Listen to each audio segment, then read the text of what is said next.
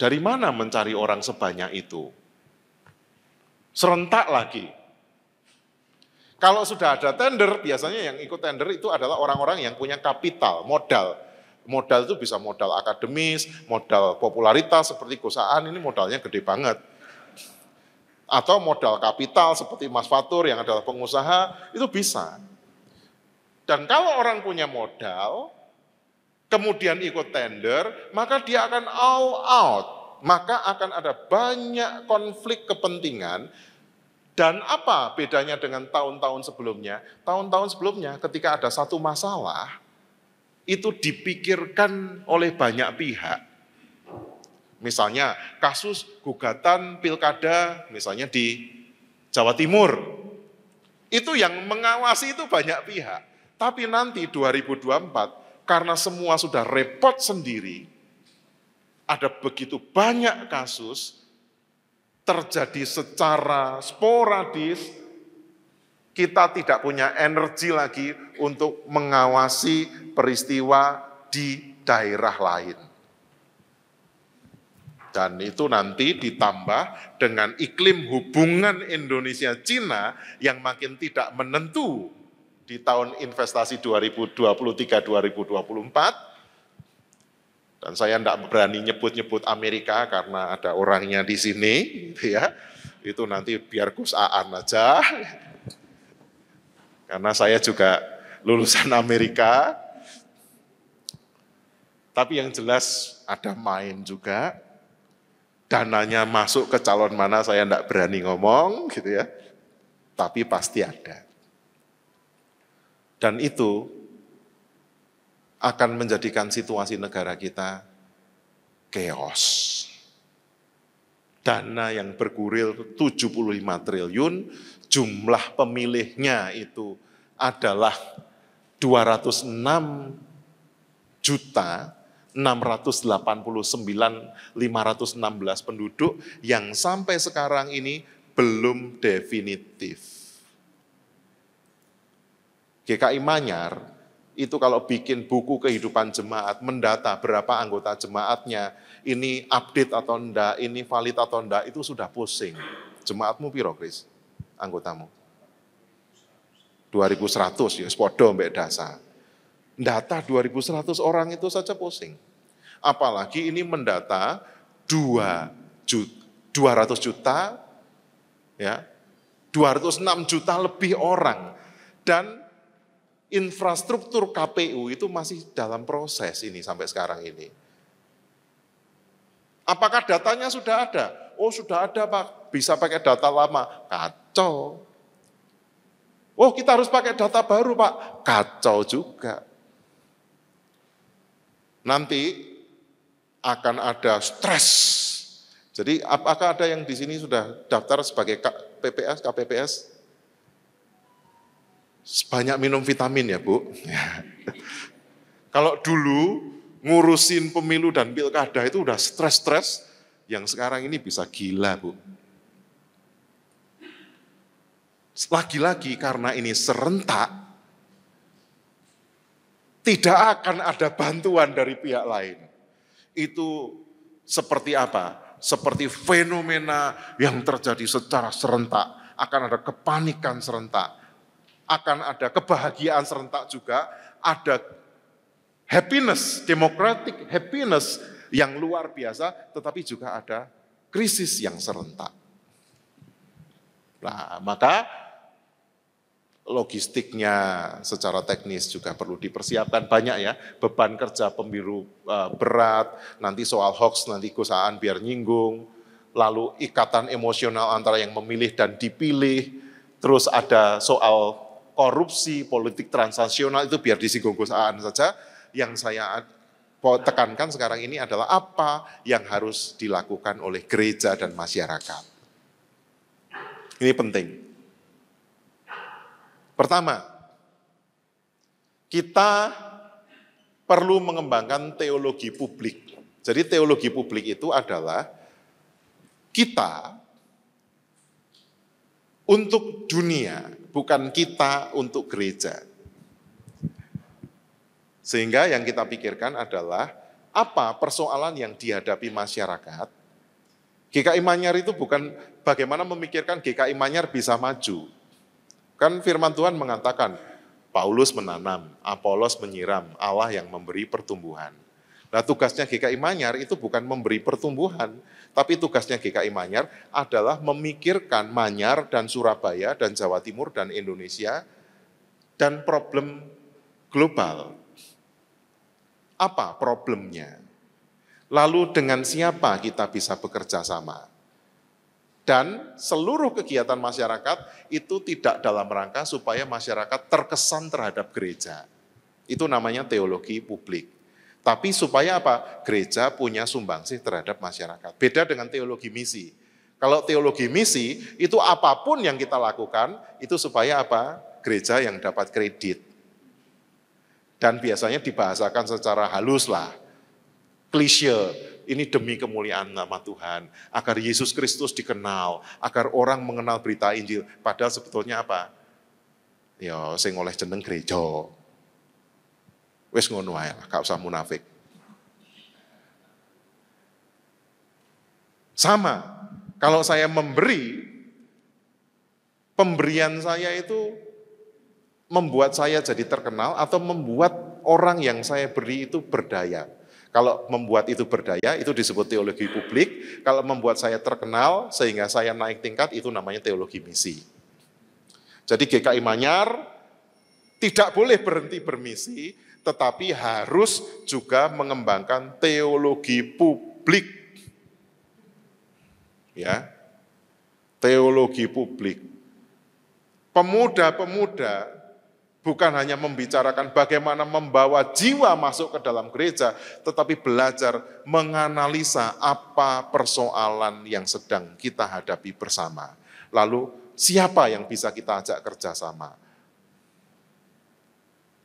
Lalu juga melakukan pendidikan politik, ini termasuk pendidikan politik, tapi bersama dengan warga masyarakat sipil.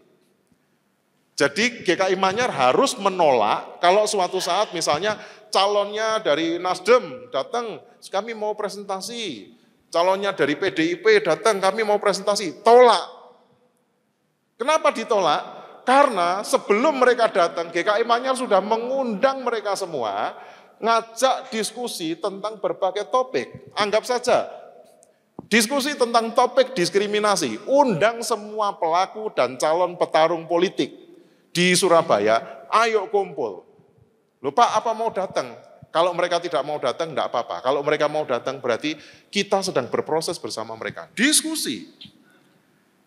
Diskusi itu akan memberi insight, bukan kepada kita, tetapi juga kepada para pelaku politik. Bayangkan partai butuh 2.500 orang loh.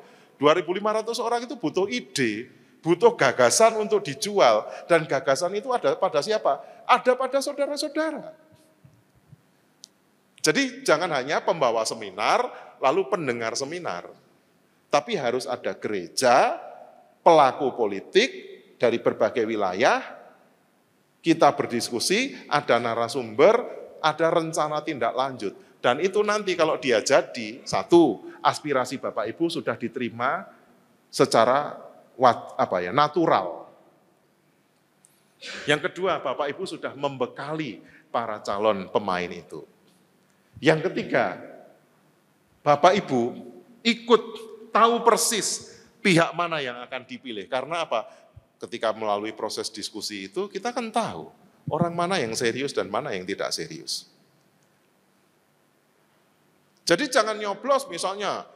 Kenapa saya pakai contoh itu? Karena yang dijual apa? Status STH-nya. Yang dijual apa? Ini loh rasnya. Terus yang dijual apa? Gambarnya. Kon tahu ketemu tak? Gak. Kenal tak? Gak. Ngerti pikiran itu? Gak. Yo coba coblos rek. Goblok kon lek nyoblos DE. Dan ini berlaku untuk siapapun gitu ya. Kenapa saya nyebut dia ya? Saya ingat dia gitu ya. Ya, enggak tahu nanti saya dibredel Pak Simon gak urusan ya. Ya, jadi gereja itu jangan takut. Kecuali Bapak Ibu sudah ketemu, diskusi dengan, dilibatkan dia mendampingi Bapak Ibu, ya coblosen rek. Itu. Lalu ini 3 kata kunci. Dialog kehidupan itu berarti kumpul bareng, sehari-hari berkumpul dengan yang berbeda. Dialog karya itu berarti bekerja sama, gereja bekerja sama dengan umat beriman lain. Seperti hari ini itu termasuk dialog karya. Dialog iman. Jadi jangan memberitakan Injil kalau belum pernah hidup bareng dan bekerja bareng. Kalau saudara memberitakan Injil, sebelum saudara hidup bersama mereka dan bekerja bersama mereka, saudara sedang melakukan kesia-siaan. Ini konsep, ojo dipotong lagi. Ya. Itu baru ketemu orang di pasar, percaya Yesus enggak? Mati masuk surga pun neraka, goblok kon. Sia-sia, kira-kira mau jadi Kristen enggak orang itu? Enggak. Debat, apologetika, ayo debat, Islam piye, Kristen piye. Sing Islam debat kalah, jadi Kristen enggak dia? Enggak. Tapi kalau Bu Keti ini setiap hari ke pasar, ketemu, bersahabat, nyambut gawe bareng, lalu cerita tentang Yesus, cerita tentang keselamatan, cerita tentang surga, dia sedang menginjil. Dan orang itu mau jadi Kristen atau tidak mau jadi Kristen, gak masalah, karena apa? Itu adalah bagian dari, ya kita membuka diri. Nggak ada yang perlu ditutupi dari kita. Nah, jadi hidup bersama dulu, bekerja bersama, baru berdialog iman. Jangan dialog iman kalau belum hidup bersama. Kalau saya sama Gus Aan ini mau ngomong apa? Kritik-kritikan agama, ya wani. Gitu. Suatu saat mau ditanggap bagaimana kami saling mengkritik satu dengan yang berani. Karena apa? Ya kami sudah hidup bersama. Gak kumpul kebo loh ya. Tapi saya hetero loh ya. Saya hetero. Saya enggak tahu Gosaan apa. Enggak. Gosaan hetero. Itu ada anaknya Sil, berdiri Sil. Nah ini anaknya cantik sekali. Kami udah kumpul bareng lama. Bahkan KTP-nya Gosaan tuh pernah hilang, dia nggak tahu, padahal hilangnya di tempat saya. Tapi aku nggak ngomong, tak kayak kenang-kenangan. Bene. Kerja bersama, gak kurang-kurang. Kalau dialog iman, no problem. Dia mungkin sedang mengislamisasi saya, dan saya sedang mengkristenisasi dia. Gak apa-apa, gitu. Gak usah pakai kain biru-biruan itu ya, sehingga nutup Bunda Maria itu. Next, terakhir nih, mendorong anggota jemaat untuk berpartisipasi dalam penyelenggaraan pemilu, bukan partisipasi pemilu, Chris. Ini memang agak telat, tapi saya perkenalkan salah satu anggota KPU ya kamu ya, Cahaya. PPS, silakan berdiri Pak Cahaya Putra. Ya, silakan bertepuk tangan. Beliau adalah ketua pemuda PGI wilayah Jawa Timur, silakan duduk.